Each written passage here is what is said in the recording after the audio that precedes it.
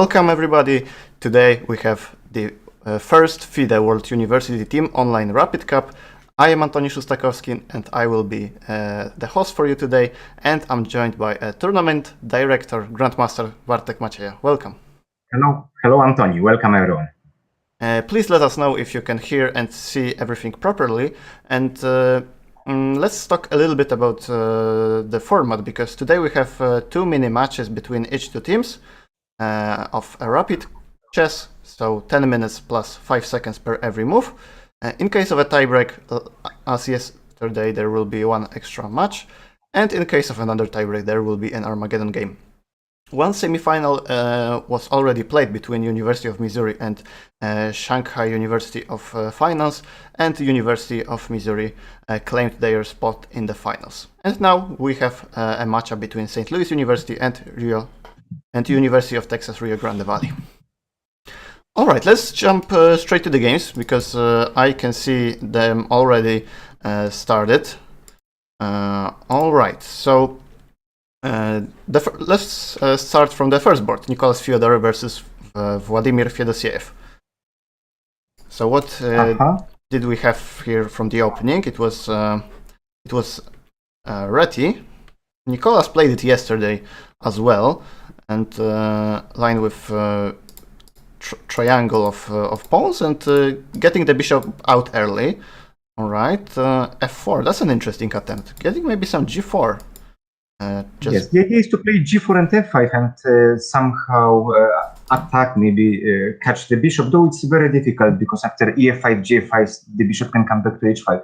I don't like a 4 move that much. It weakens also some squares. And knight fd7 is a very typical response, because now white cannot proceed with the typical plan of g4. And if queen e1, then bishop e7, still the knight will be under attack. Yeah, the knight went back, it was captured, and h5. All right, Vladimir is in the mood of fighting, and we have some update. So e4, d4, bishop b4, knight f6, and bishop f3. So what is this position all about? I guess the attack might be a little bit disturbing for white. I think it's difficult to attack, but again, this pawn on f4, I don't like it at all. So what will happen is black's position is very solid. Black will probably castle long side or stay in the king with the center, but then this pawn on f4 will be hanging. So something like queen c7, knight d5 later, and then h4 will be the threat, and you will be having problems with this pawn on f4. So I don't know, maybe the position is equal, but somehow I like black's structure more. Of course, white has a pair of bishops, so that's why the position might be balanced. Yeah, and we have some update: knight to d7, knight d2, and knight d5. As you mentioned, targeting that pawn on f4, and later threatening h4, attacking the defender of the pawn. So h4 now is a big threat, big positional threat. But white can, of course, make a move with a knight, and that's what's going to happen. Some knight c4, knight d4. Yeah, knight c4 has been played, and queen to c7. Once again, attacking this weakened pawn. So yes, exactly as I mentioned, queen c7, knight d5, the pawn is under attack. White can play bishop g2 always. Knight e5 is another possible move, just to avoid h4 and to avoid that the structure gets ruined. Yeah, because now after h4 we can play g4 safely, and the queen is blocked by this knight, so the pawn is not hanging at all. So that's not a problem, although some idea like bishop d6, getting more and more pressure on this diagonal might be on cards. I agree with it. So white will probably need to keep this knight, maybe play some d4 later, try to stabilize with this knight on e5. Yeah, but now Nicolas is taking a little bit more time, because we saw previously that he was playing quite fast, nearly dropping from 10 minutes, but now he's now dropped below 9. And Vladimir is on 8 minutes, so he maybe was a little bit more surprised than his opponent. Let's see. Yeah, so bishop g2 will be another move just to make the rook protect that pawn. So in case of h4, we can anytime play the move like g4. And now the advantage of the move is that we can't really, or maybe we don't really want to go bishop d6 because the bishop can be captured by the knight. And after takes, maybe some idea connected with f5 could be possible. Definitely is. Maybe we have time today to switch to another game to see how the other guys are doing. Yeah, because today's game will be slower than yesterday's ones. So maybe let's go to board number 2, the clash between Kamil Dragun and Benjamin Bok. In the Blitz game, Benjamin defeated Kamil with the black pieces, and now the colors are reversed. So let's check how the game exactly went. We've got the Knight of Sicilian, as far as I can see, knight c3, a6, and the move a3, popularized by, of course, Magnus Carlsen and his game against Radoslav Wojtaszek.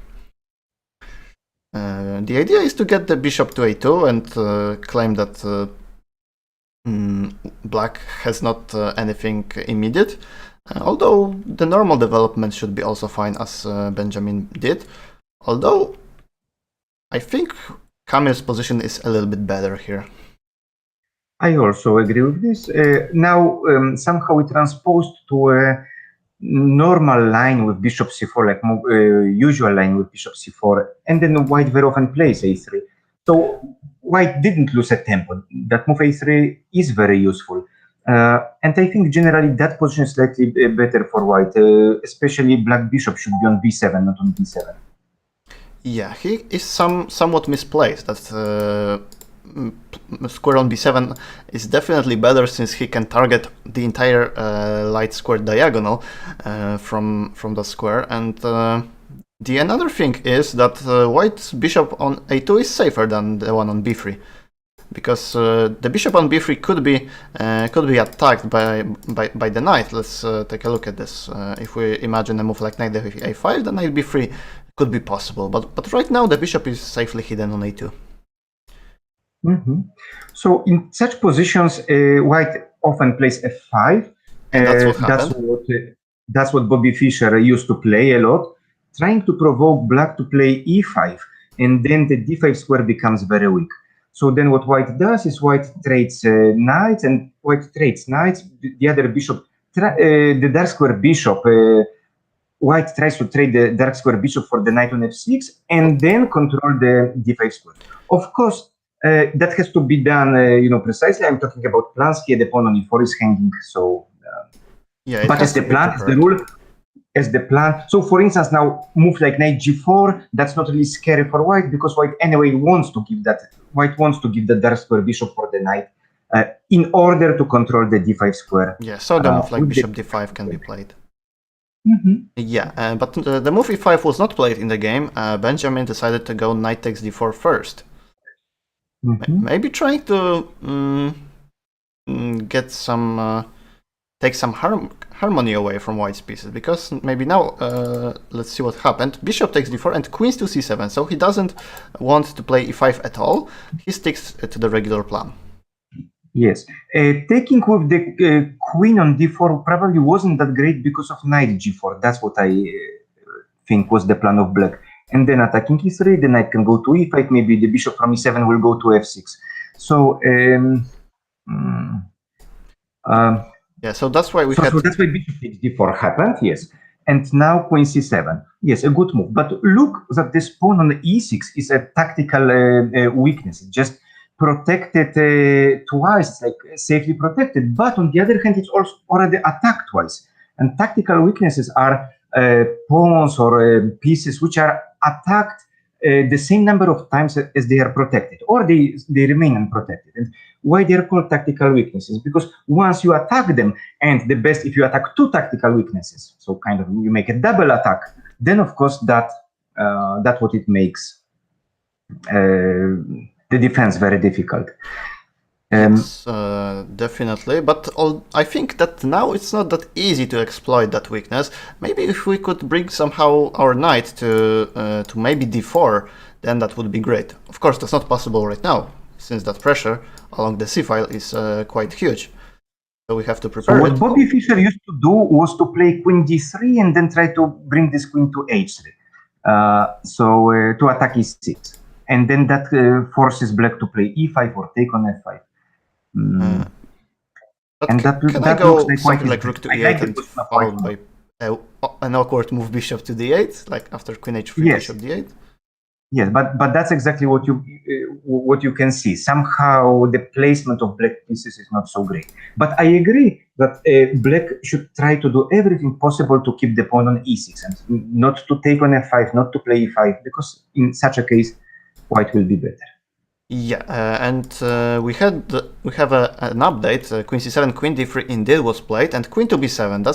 That's a smart way to continue, keeping that pressure on the e4 pawn and making white pieces protected permanently.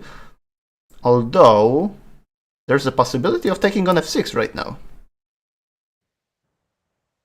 But that probably bishop will take on f6, and then after let's queen see, d6, bishop c3 is the idea. Yes, I think so. Bishop c3, bc3. Yeah, the pawns are weakened, and first of all, you need to deal with the e6 pawn since it is right now being attacked. Or maybe queen takes a4 is enough.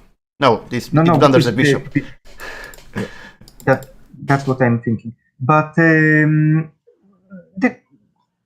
I'm not sure if white is better in this situation, but I'm not sure if the advantage of white is sufficient to win a game later. Somehow the pawns are very weak, as you mentioned. So let's see if there is another way for white to proceed. It wasn't a bad option, but maybe there is something better. And what can be better? Queen b7. Yes, queen b7 was to prevent white from going to h3. Look, ae1 looks like a very good move. Yes, that's probably what I would have played. To protect e4. Then you want to play queen h3. Or maybe take on e6 and later play e5, and somehow we can destructure it this way.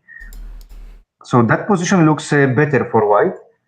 And that's very interesting, because I don't imagine players, let's say 3 decades ago, who would play Scheveningen, that they would experience problems as black after move 6 a3. But somehow nowadays, most people concentrate on those forced long lines, but sometimes they get confused if a very unexpected move happens. And probably we see it right now.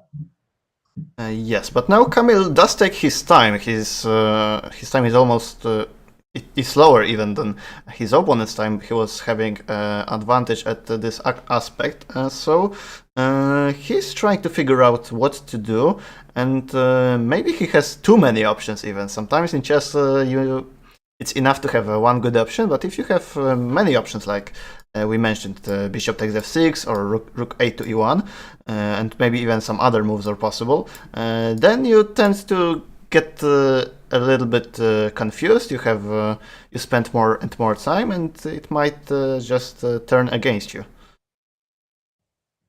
That's right. Some very strong players, they had a great ability to find the only move in a position, even if it was a super complicated move. But they were having problems if they had, let's say, 5 moves of the same strength, and then you had to take a decision on which of them you want to choose. And so Kamil took on e6 in this moment. That's another option. Yes, yeah, bishop takes e6. Because if pawn takes, then we go e5. Attack d6, attack or queen f6. h3. Or queen h3. I think queen h3 is even stronger. But bishop takes e6. Black has to trade the bishop, the a2 bishop. It's a too active bishop. So now bishop takes e6. White has no choice, and f takes e6. Bishop takes f6 happened in the game. Yeah, bishop takes f6 is on the board. That's confusing somehow, because after bishop takes, the bishop gets suddenly active. So he wants to take everything, of course, because otherwise it doesn't make sense what he did. Bishop takes e6, he wants to take and then take on d6. But I don't think it was a good idea. Rook c6 will come right now, or queen c6 will come. Both of them are good. And yeah, let's black take a is look. pawn down, but the bishop is too strong. That wasn't the best choice. Yeah, so that's the current position, and even this one. So now Benjamin is he faces some choices. Maybe Rook C6 or Queen C6. Both moves are actually equally possible, I would say. Yes, I fully agree with this. Yeah, Maybe let's see what's happening on board 3 of the match. Board number 3. Okay, let's take a look at it. Between Stavrola Tsolakidu and Ulvi Bayarani. Tsolakidu from University of between St. Louis University and Ulvi from Rio Grande Valley. Yes, that's right. So let's see. I like the position of White more because White has a better structure. Plus, this diagonal from A2 to G8 is weakened. That's why the king went to H8, but still, such a structure in the long term is better for White. But again, this is not like a huge advantage or winning position for White. But still, definitely, if I had to choose color side which I wanted to play, that would be White. Yeah, also the pressure along the C file is quite annoying. If we take a look at this pawn on C7, it has to be protected permanently. So now the job is done by the knight and by the queen, and some moves have been played. E4 takes rook d8 and rook to e1. Yeah. E4, I'm not sure. It might be a good move because White wants to play E5, and then indeed that might be dangerous for Black. But on the other hand, if you don't succeed in playing E4, look, you've weakened your D4 square right now. So that's a controversial move. Always when you play E4, you block your bishop, you close your bishop on G2, you weaken the D4 square, you don't have a dark square bishop. That's, I'm absolutely not convinced that was the best decision. Yeah, maybe let's try knight to d4. That's the most, I would say, natural move. Taking the control of the square immediately. If we take, then the rook comes to the square. It can be followed up by queen d6, rook d2, and e5 is not possible right now, or maybe it is. It is possible, and probably even it should be played. And now bishop c6, bishop c6 takes, and queen to f5. Yes, that's what I would. Attacking the pawn with the rook and with the queen.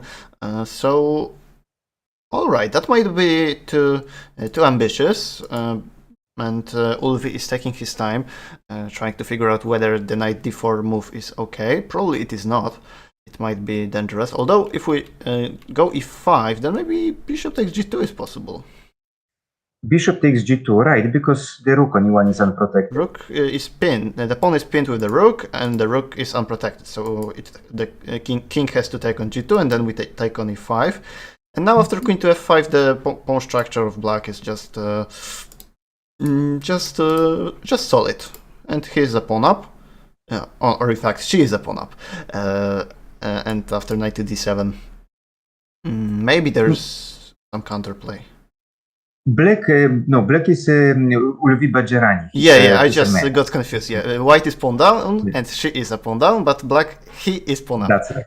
Yeah, that's confusing because the St. Louis University does not play with the women on the fourth board as it is for other teams, but they put their women on the third board. So that's why I got a little bit confused. Right. The rules of the competition specify that in each team there should be 4 players, and at least one of them should be men, at least one of them should be female.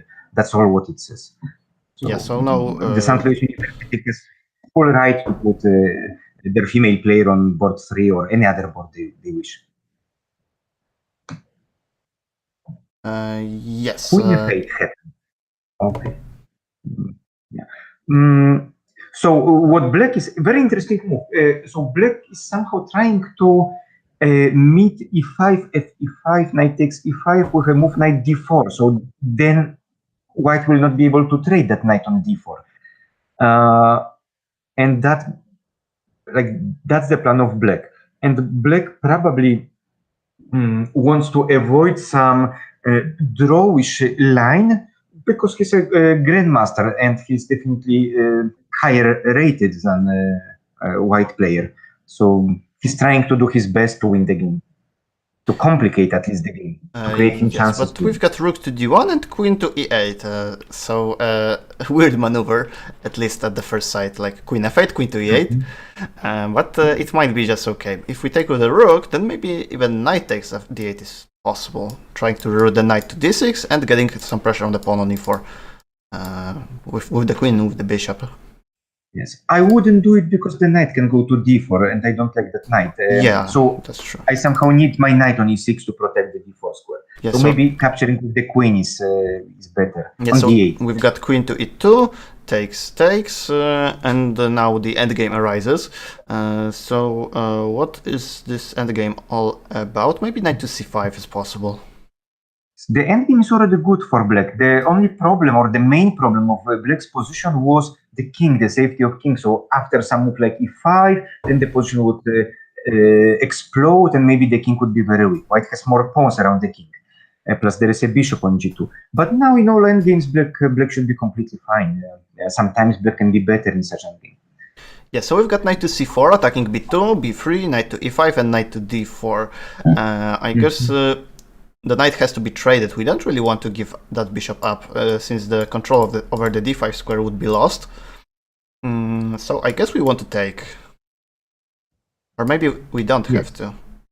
No, we don't have to do it. We can. The only problem is what black would prefer to do is somehow take and play queen d7. But you see, there is a pawn on a7 hanging. That's what black is concerned about. Because black and wants to a6 trade was queen. played. That's why. Because after queen d7, we would drop the pawn. So we have a6, f4, and knight f7. Somehow black's pieces are more passive right now. And knight d5 is on the board. Threatening c7, maybe even sometimes creating a possibility of the sacrifice on f6 just to get the pawns rolling. Although that would be optimistic, but maybe in the future, who knows? Right. So let's see what are the options right now for black. Bishop takes d5 is one, queen d7 is another option, but which with the idea to take on d5, but white can play e5, and probably that's like the key line. What's gonna happen then? F takes e5, f takes e5 will happen. Bishop takes d5. Some endgame probably better for white endgame. Bishop d5, queen takes d5. Queen takes d5 must be. No, bishop then. Queen takes, and hitting f7, hitting b7. So it's quite difficult, or maybe it is lost. No, you must take on e5 and bishop takes b7. That will be like the endgame. Take on d5, yes, that was good. Takes. No, queen takes d5, queen takes d5. I lost my mind. Yeah, knight d5, bishop b7, all right. Yes, a5, but this endgame is much better for white. It should be even winning. But we don't have e5. We have queen c5 on the board, because queen d7 was played by Ulvi, and we've got queen to c5 right now. That's curious. Okay. That's curious. White wants to... checkmate. Yes. Checkmate. Checkmate in one. Why not to try? Yeah, and king g8 is not that good because knight d7 would come. That's why queen d6 has been played, covering this diagonal, and the time is getting really, really low for both of the players. So it might be possible that it gets down to some blunders later on. Yes, I'm not sure about that move queen d6, but on the other hand, if black plays h6, then there was a problem of some checkmating attack.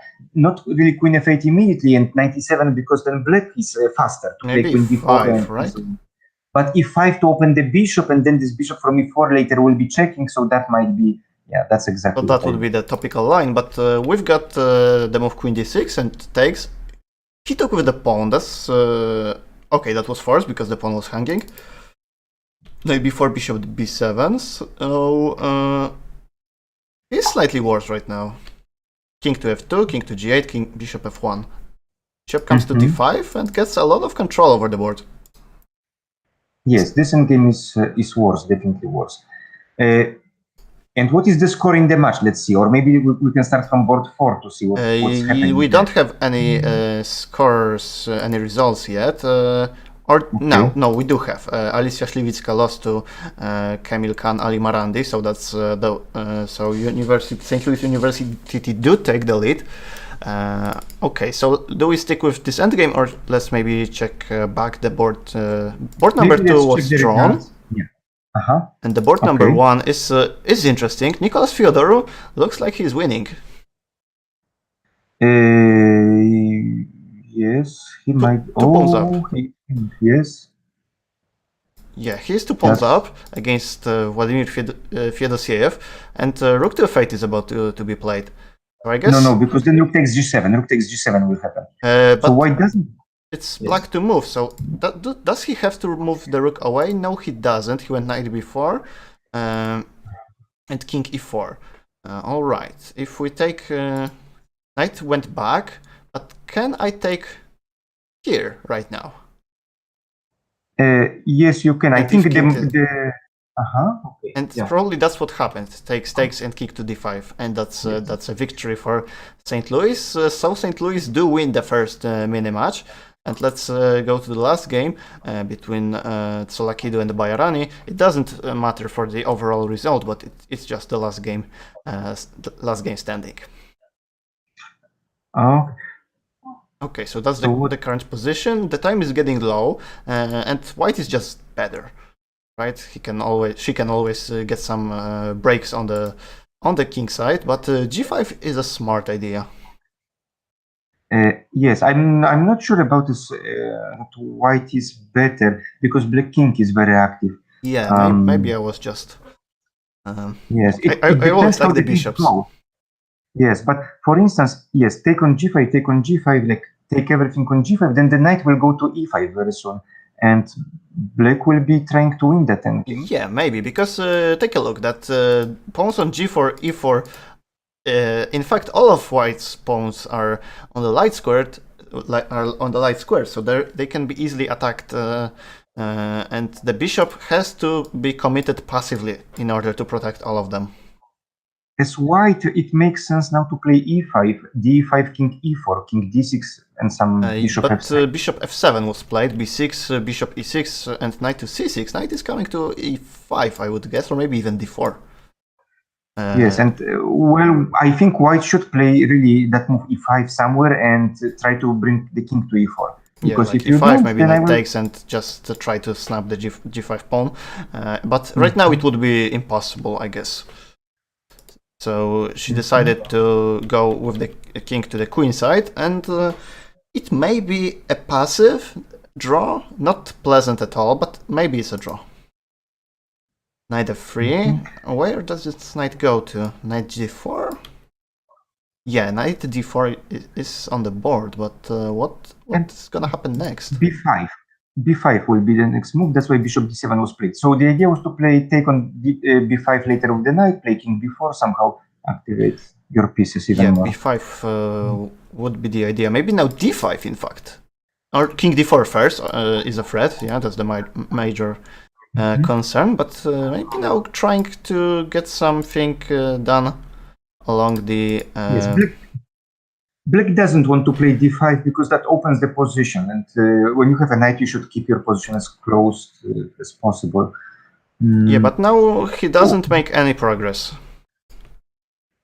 Yes, right? But what he wants to do is probably to keep playing and at one moment use some unfortunate move of white, some misclick, lost on concentration. Yeah, but it's not possible to win a tempo with the knight. That's with the bishop. But what he wants to do is, I think, to give, like in this moment, if I can give check on e2, then you move your king and I play knight f4 attacking your bishop. I think that's like the key idea of black. Okay. To give a check on e2 and then attack your bishop. But the bishop is far away, so it's not easy to attack it at the moment. Yeah, so king d2, knight back, king c3, king to c3, so it's not... Now b5 can be played, because the bishop is not on c8. No, not on d7. Yeah, now b5 was played.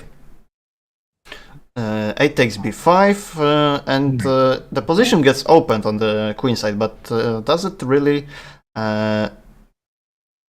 win? It might. King d3, I guess, is forced. And did it happen? Yes, it did. Now king to b4, and if bishop e6. Bishop e6, and I somehow thought I can attack the b3 pawn, but it's not probably possible.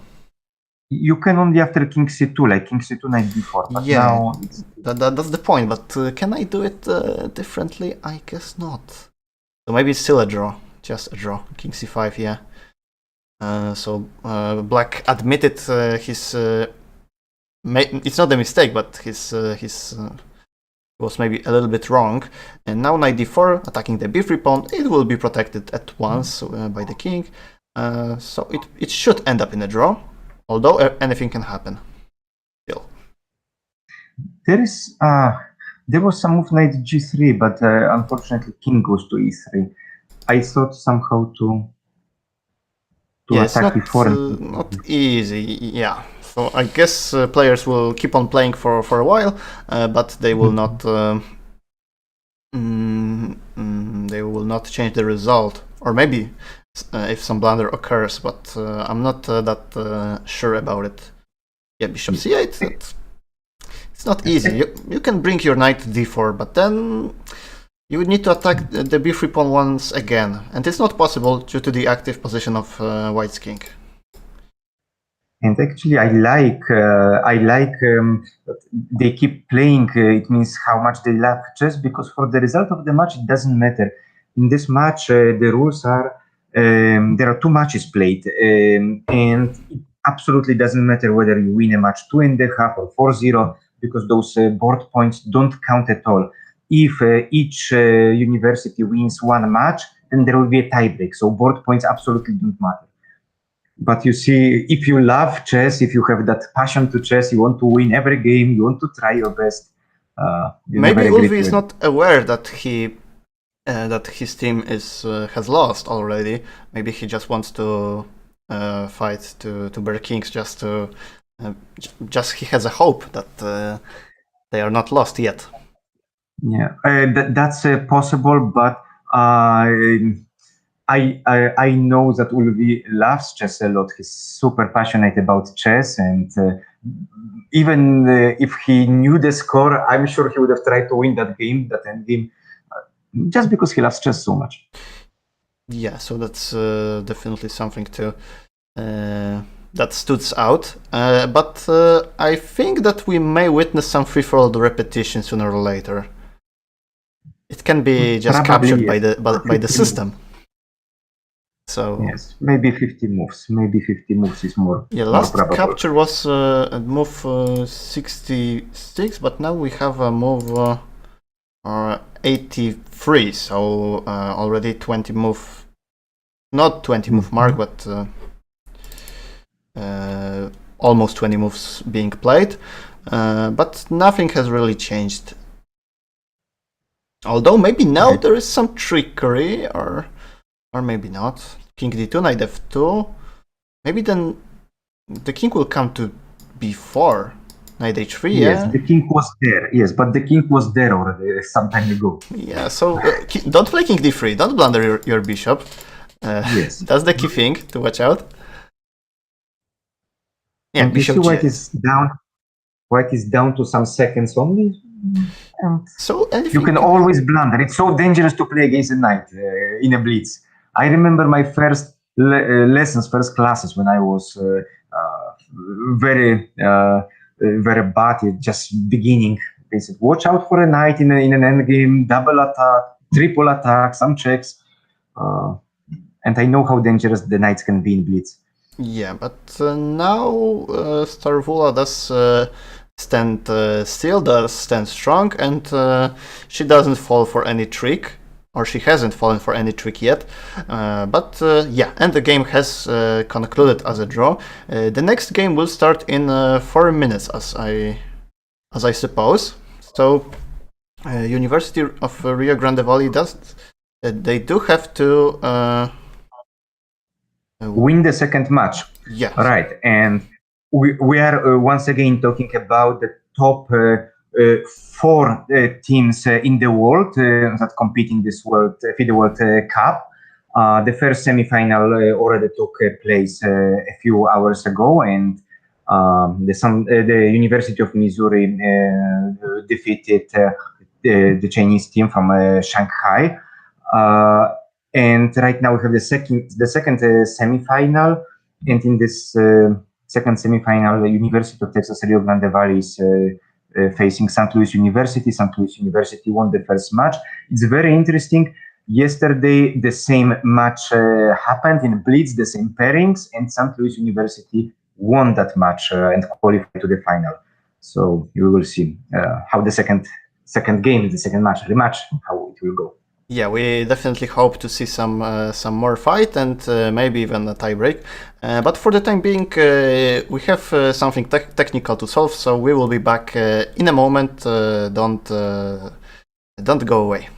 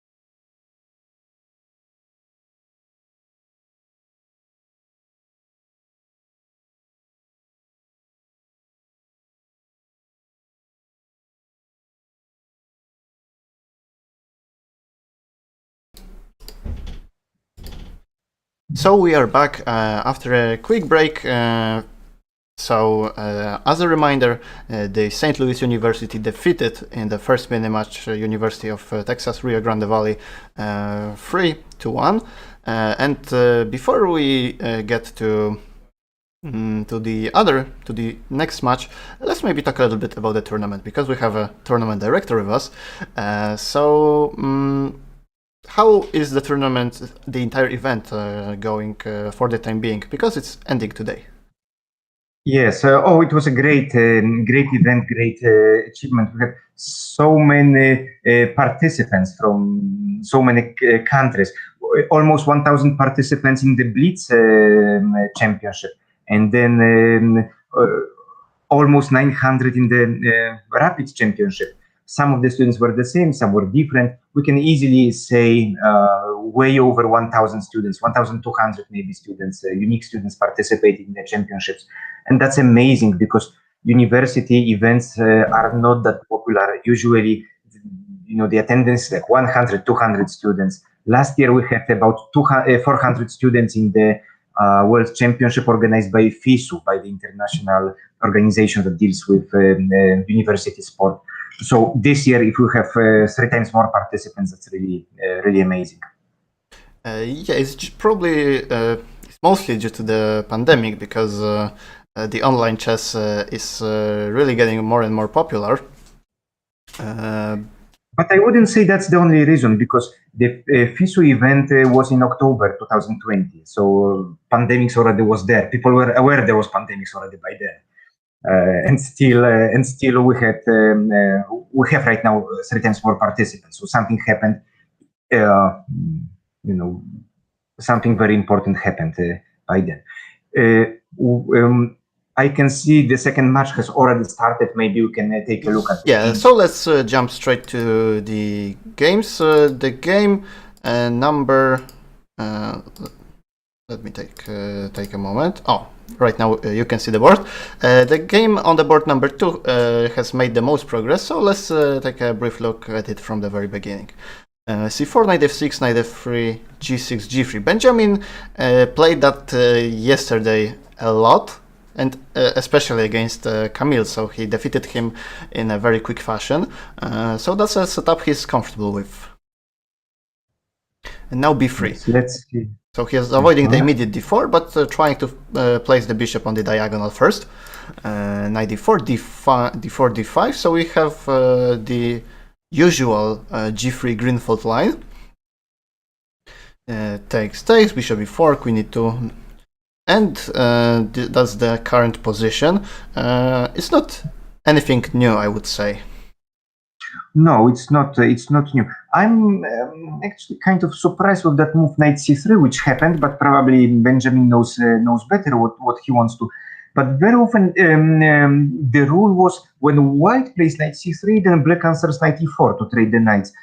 Now somehow black already has the knight on e4, and white anyway plays knight c3. So maybe, like, I wouldn't consider it to be super precise, but he played it very fast, and for sure he knows it very well. He knows what he's doing. Usually what people would try to do is take advantage. Yes, move the knight from f3 somewhere, play even knight f to d2, knight d2, knight d2, and then try to play maybe e4, right?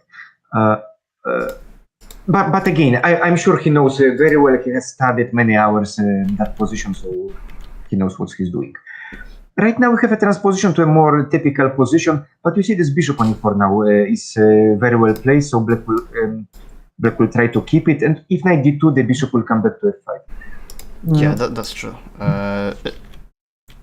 It's not now possible, but just in case, if the knight goes to d2, then we just remove it safely to f5. And that's the point behind the move bishop f1, because now white didn't want to go knight d2, because that would trade the bishops, which white doesn't really want. So he goes bishop f1 first, then knight d2, avoiding this threat. And now Camille... White's position is slightly better. Yes, white's position is slightly better because white has a bit more space. White has pawn on c4, black has pawn on c6 only. We will see how the game will continue, but black's position is very solid, so like nothing terrible really is happening. Again, if I had to choose the side, that would be white, but I don't think black is really experiencing problems in this moment. Yes, but the time advantage suggests that Benjamin might be a little bit more comfortable with this position, since he played it a lot yesterday and probably a lot earlier on. So we can expect that he will be pressing, but maybe Camille will find a way to spice things up. Alright, maybe we can move to board number 3, because I can see there some interesting action. Let's take a look at it. We've got the so-called Catalan opening, the answer of g3 against the queen's gambit declined, and the open variation of d takes c4, bishop g2, a6, castle, knight c6, e3, and the move I was mentioning yesterday, rook to b8.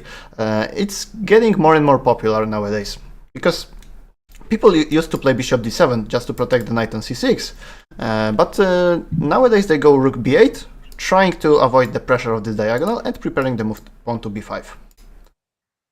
And after queen e2, b5... So very often what happens, white plays b3, sacrifices a pawn, but then gains control over over weak squares on the queen side. The whole queen side of black is worse. The position is not clear, not obvious, because black is a pawn up. But on the other hand, everything is weak on the queen side. Yeah, the And move. Ulvi plays that system, the Catalan. I think in the first game actually they also played Catalan. Just Tsulakidu was white and Vajrani was black.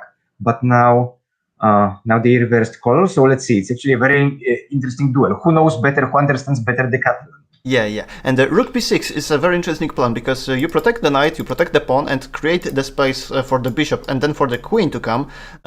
So black's queen side will be much more solid than it usually happens in those type of positions. So let's take a look how the game went.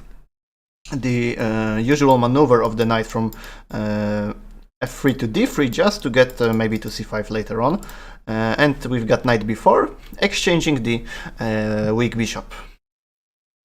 Right. I will have to leave at this moment to come back to my players, and I hope you will stay here and continue with this fantastic broadcast. Okay, so thank you for joining us. Thank you, everyone. Have a great day. Bye. All right, so we now can stick to this game still. Knight c5 has been played after queen takes b7. The idea is just if bishop takes on c5, then after pawn captures, then the rook does get slightly uncomfortable. The only square it has it's the square on c6, and after bishop takes f6, g takes f6. There's also the tactical solution, attacking the king, attacking the knight, winning a piece, so that's not definitely possible. That's why black went for the move queen to a8. Although the knight on c5 is just fantastic over there. It's not easy to disturb it for a moment, since all of black's pawns were removed from b7 and d7. The pawns in chess cannot move backwards, of course, so the pawn from b5 cannot go to b6 just to get this knight away. So I think the compensation for the pawn right now is quite significant if we take a look at it. So I would expect that Ulvi Bajrani gets some maybe at least counterplay. But maybe more, maybe some advantage. So now he does take more time than usual. If you have any game you want to follow, especially, then please let me know. Then we will just stay with it. But let's jump straight to the board number 4, since we have a lot of update over there. Game between Kamil Khan Alimarandi, who has been a star player for St. Louis University. He's been doing really well on the 4th board, and Alicja Śliwicka for University of Texas Rio Grande Valley with the black pieces d4, d5, bishop f4, knight f6, e3, c5. We've got a London system, c3, queen b6, queen b3, c4, queen to c2, and okay, the trick is that if we include the moves like maybe here, knight f3, knight c6, c3, queen b6, queen b3, c4, queen c2, black can go for a bishop sacrifice with bishop f5. And if they take, then queen to b2 does win the rook. So usually they go queen to c1. But now, in the position in the game, after c4, queen c2, bishop f5 is certainly not possible, because after takes queen b2, the rook is of course dead as well. But the move queen c8 checkmate is a finishing touch. So that's a little bit of a trap that white set up. But g6 is the idea, just to prepare the move bishop to f5. Knight d2, bishop f5, queen c1, bishop d7. And after a couple of moves, Alicja decided to break in the center with e5, bishop e3, rook e8. And after more moves to come, we've got a current position. The rook does create the threat of taking the pawn. Maybe the knight can also jump jump from a7 to b5, d6, and then either c4 or e4. That would also make black's life better. I'm really concerned what might be the plan for white. Queen b3 is of course a good move. It does protect the pawn, it does attack the pawn on d5, so a multi-purpose move for sure. Right now the move knight to b5 can be played, because if we take on d5, then we take on c3 as black, and if we take on b5, then after taking, the queen does protect the pawn on d5. So that would be okay for black. And let's see how the game continues. Does Alicia decide to go for the move knight to b5, or maybe some other idea is in her mind? Because first of all, you need to deal with the pawn loss, and knight b5 was played. So that's the move I was mentioning, and white of course can go for some sort of idea of rook c1, trying to just simply protect the pawn on c3, and then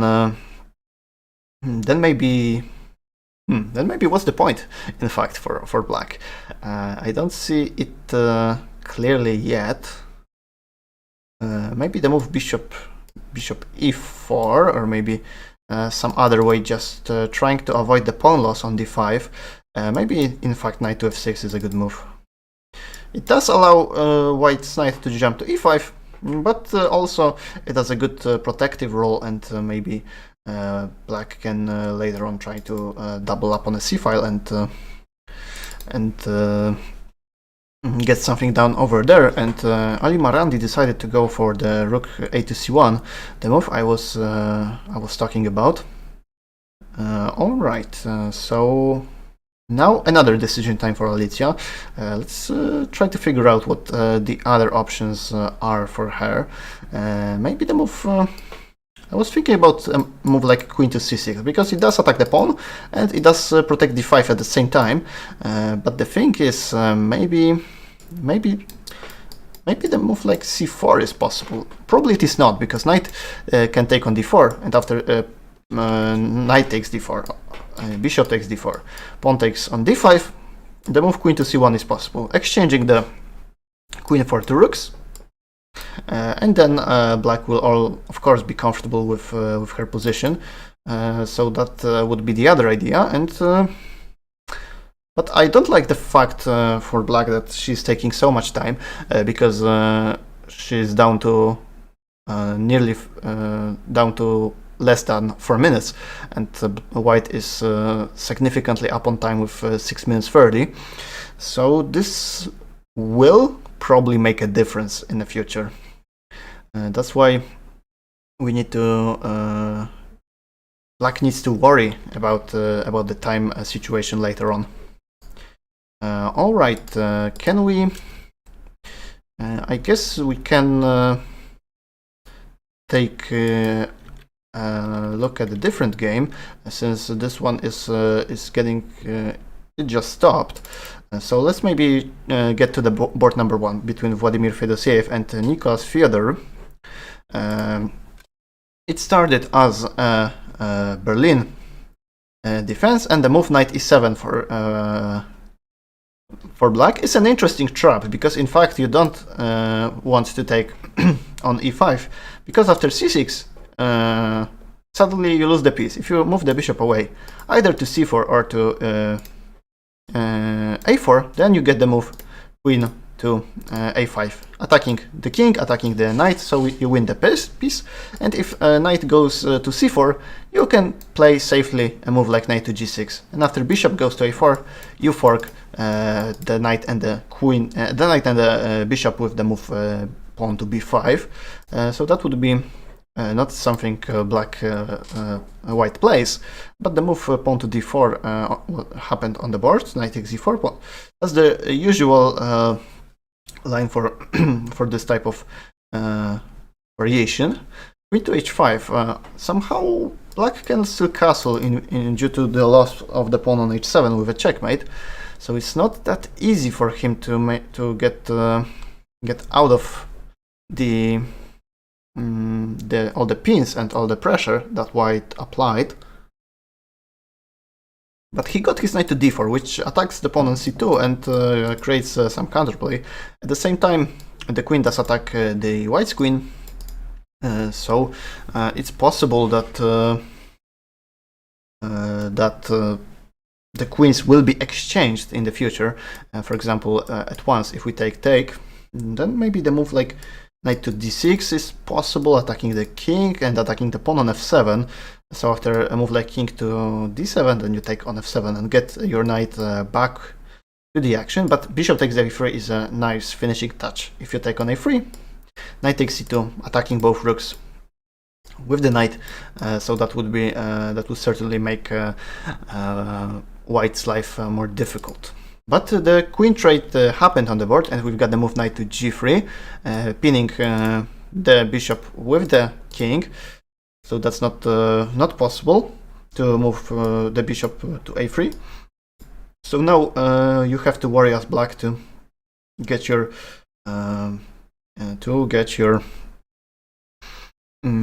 king out of the pin. You can do something like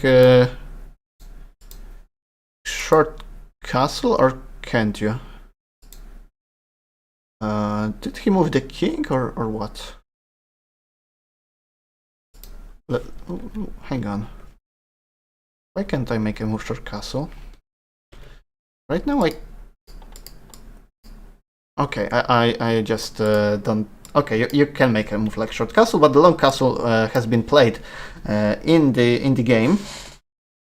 So he definitely wants to get out of the pin, and now after you move, for example, a pawn to c3, then maybe bishop takes a3 is still possible. So you would need to take care somehow of the b2 pawn. So maybe the move bishop to e3 is possible, and if you take, then I take on d4, solidify my bishop on this diagonal and get the protection role of the pawn on b2. So that would be a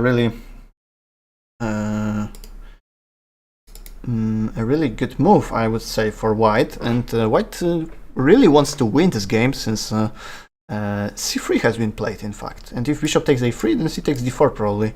That's the idea. Since you can't really take back because of the fork. So after bishop takes a3, I would assume that you just take, and if you go back with the bishop, maybe to b4, then the rook can come to, I don't know, maybe d1, and later knight f5 with the idea of attacking the pawn on g7. And we've got the move rook to e2 and rook to e8. Somehow I don't like this position that much for white, since black should be fine. His pawn is on the light square, and with the dark squared bishop, it makes the pawn on d4 more vulnerable to the attack. That's certainly a rule. And now, not after a move like knight to f5, you can just retreat the bishop to f8, make it more passive for the time being, but you ensure that you have enough protection, and then maybe you can remove the knight with by playing knight to e7. And we've got the result. I did miss it, so let's just see how the game has concluded between Ulvi Bajarani and Stavroula Tsolakidu. What happened there? We've got the move queen a8, f3, rook d8, bishop a3, attacking the knight. Knight goes back. Everything was fine. e5, that's an interesting attempt to break in the center, sacrificing the pawn but getting the move f5. That's the key idea.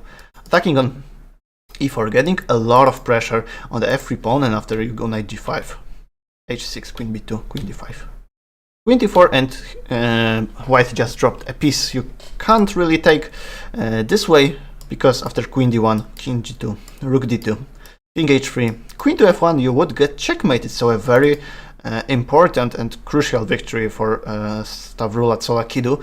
And thus this win with the black pieces makes it's really difficult for University of Texas Rio Grande Valley, really difficult to come back, since they are 1-0 down, and they need to win this mini-match, so they need at least 2 victories on the other boards, and it doesn't seem that likely for the time being, so maybe this win will open the possibility of or open the final spot for the team of St. Louis University. Especially, I like the idea of the move e5. It's just a star move of the game, because it does open everything up and claims all the weaknesses around White's camp. Rook c7 f5. That's just a piece of great play by Black. All right. Let's maybe come back to the board to number 4, because we have some interesting update over there. Let's maybe not focus that much on how the game exactly went, but let's just take a look at the current position. Alicia is a pawn up. She has a bishop pair, but Kamil Khan does have a very advanced pawn on d6, and his knight and bishop do cooperate really well, cutting the king away from coming to the action, but is it possible to exploit it at once? That's a very interesting question, and I'm not really sure how to answer it. Since the move pawn to d7 is not good at all. You go king e7 and will take the pawn on d7 later on. It's not possible to protect it, and it's not possible to advance it, since it would be just easily taken. All right, king to e7, and the Turkish Grandmaster does take more and more time. He was over 4 minutes on the clock, and now he's just down to 3:30, but Alicia is down to just 20 seconds, so it will be very rough for her to find all of the good moves, although her position is pretty solid, so I would say maybe that's a chance to strike back, or maybe there is some sort of mysterious play for Ali Marandi there. He will definitely try to find it. He goes for the move h4, just cutting getting some space on the king side. a5, g4, a4, h5. What is this? That's an interesting piece of a pawn play, but what's the follow-up? You do want to...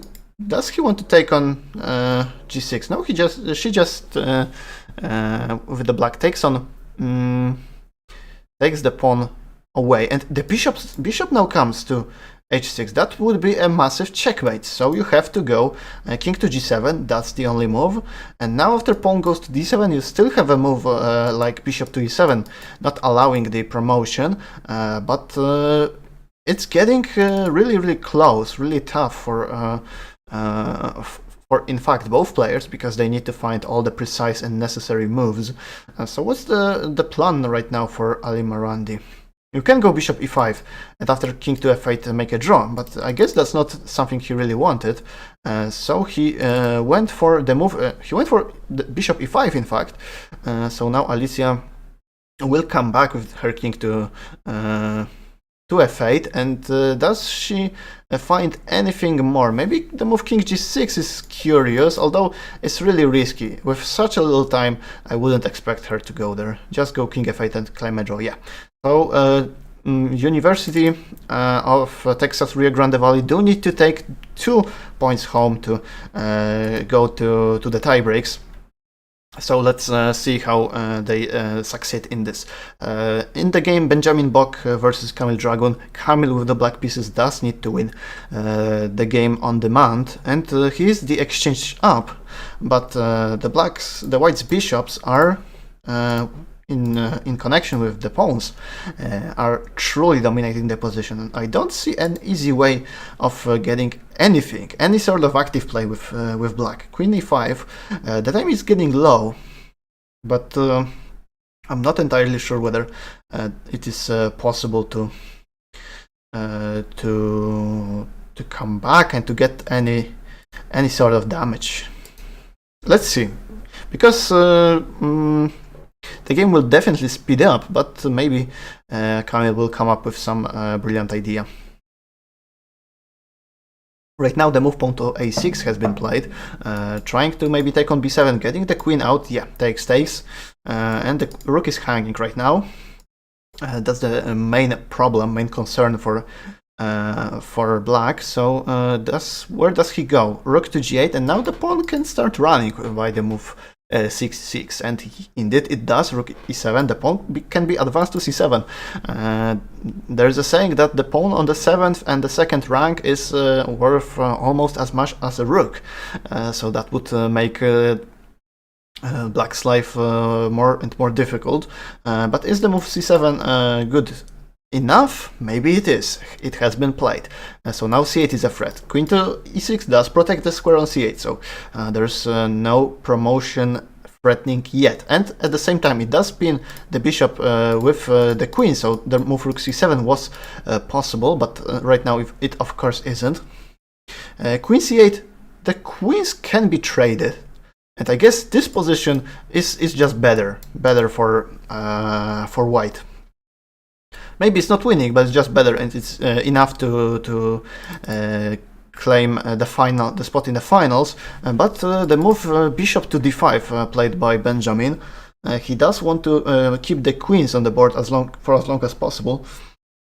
That's certainly understandable. Maybe he wants just to end this match in a dominant fashion. And the exchange sacrifice for Kamil does really explain that his position was difficult, and does also claim that it's probably impossible for University of Texas Rio Grande Valley to come back in this match. I don't see a way that he wins just the position with a pawn down.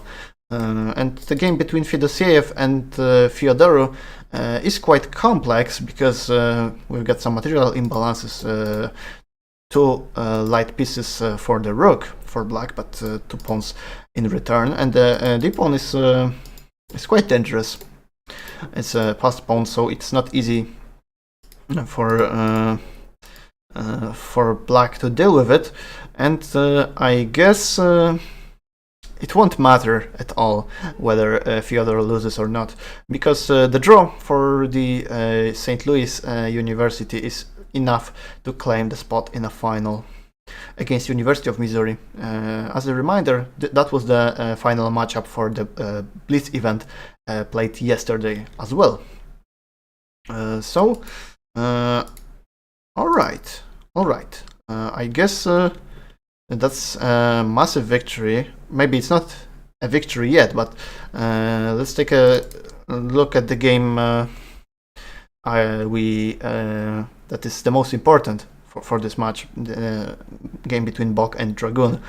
Since if the only way I can imagine white losing it is just blundering a rook. It's not impossible, but it's not likely at all. The only way to blunder it will be maybe g takes f5, g takes f5, king f4. Well, it's not even possible to blunder it. you would have to do a blunder in one move, like rook to d6, and it would just be over. But right now it's just gonna be a draw. Rook endgame, 2 pawns versus 1. Certainly black knows how to defend that type of an endgame, and white will not commit to any blunders. So let's maybe wait for this game to finish, just to claim officially the winners of this semi-final. And the match was quite close between those two universities, but that crucial victory of Stavroula Tsolakidu made the life of University of Texas Rio Grande Valley really difficult. Because had Ulvi Bajarani won that game, they would force the overtime and the tie breaks, as we would call it. But now nothing can be done for the Texas squad. Yeah, rook g4, king f3. Just I'm not sure Benjamin is aware that it is enough for him to make a draw, but maybe he will look at other games and see that they with his draw they are winning.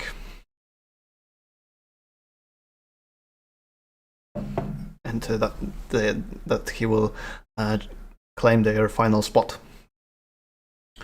And the final match, if we have obviously no tie breaks, the final match will start in about 45 minutes. So the broadcast will stop, but we'll come back shortly after, shortly before the final. But maybe we'll witness some crazy action. But I don't see it happening, so in this game it will probably be a draw. But Benjamin does keep on fighting on.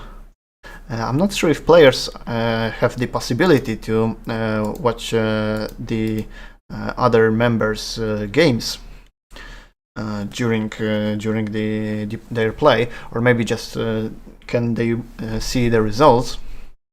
But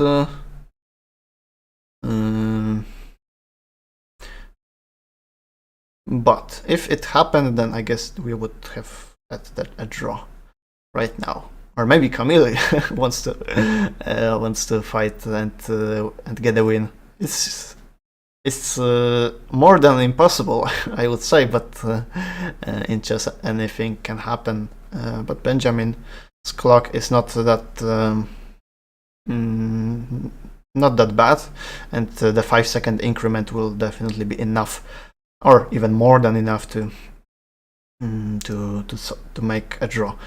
In fact, White usually wants to try to win that type of an endgame. Maybe he right now gets some of like f4, try to get the king away from this position. But now the move f4 for black will make a draw. Not rook takes f4. Rook takes f4 does probably lose after something like rook to e6. Takes, and f3 the opposition. But the drawing idea is just to go king f5 and make a draw with a doubled f-pawns. Oh, in fact, against those pawns. But Camille now thinks a little bit more. So let's jump to the game of Fedosiev and Fyodorov. Looks like he did make some sort of a progress, since he got both A and B pawn as a pass pawns, but the king on d3 is somehow confusing me. It's active, and at the same time it can be attacked, but can somehow White get his pawn as fast as possible to the b8 square? Maybe the time he just made a move with 0 seconds. That's crazy. Fyodorov must have an nerves of steel to make a move at just time flagging. But now rook takes f2. It's not possible to be stopped. Maybe g4 right now? Can g4 be played? And after b8 queen we have check, and we have a perpetual there because the king is trapped. Let's take a look. g4 has been played, and Fedosiev right now looks like he's not...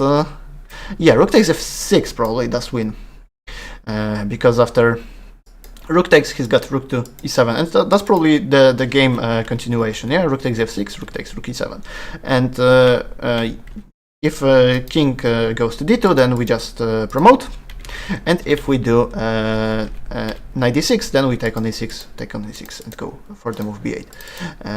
All right, so that's the game. Now queen takes d3. Now the last stalemate trap. You can't take on d3 since it would be stalemate, but of course Fedosiev does find all the necessary moves. Now take on d3 and just... He doesn't even want to take on d3. Why does Fyodorov keep on playing it? And that's so weird to me. And yeah, he did resign. So we have 1.5 to 1.5, but now the pawns have been exchanged, and the move f4 was played just as I mentioned, as a drawing continuation, and the drawing technique would be later on to keep the rook on a 6th rank, the so-called fielder's position. But right now it might not be even necessary, because the king is so active for black, just creating a threat of taking the pawn, and white can't really afford to give this pawn up. But that would make a draw for the match, and a victory, the overall victory for the side of St. Louis University. So they will face University of Missouri in the finals. That will come in a little bit more than 40 minutes.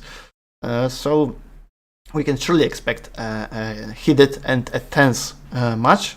Yesterday, the matchup between those two teams went all the way up to tiebreaks, where University of Missouri finally defeated their opponents. But it was a really long day in the office for both teams, and we have a confirmation. A draw between Bok and Dragoon has been made, so we have 2-2 in the second mini-match. And that means the University of Texas Rio Grande Valley is eliminated from the tournament, and the St. Louis University goes all the way to the final against University of Missouri. In case you have any sort of question, please feel free to ask, because we will be leaving the broadcast soon, and we'll come back just as the final appears.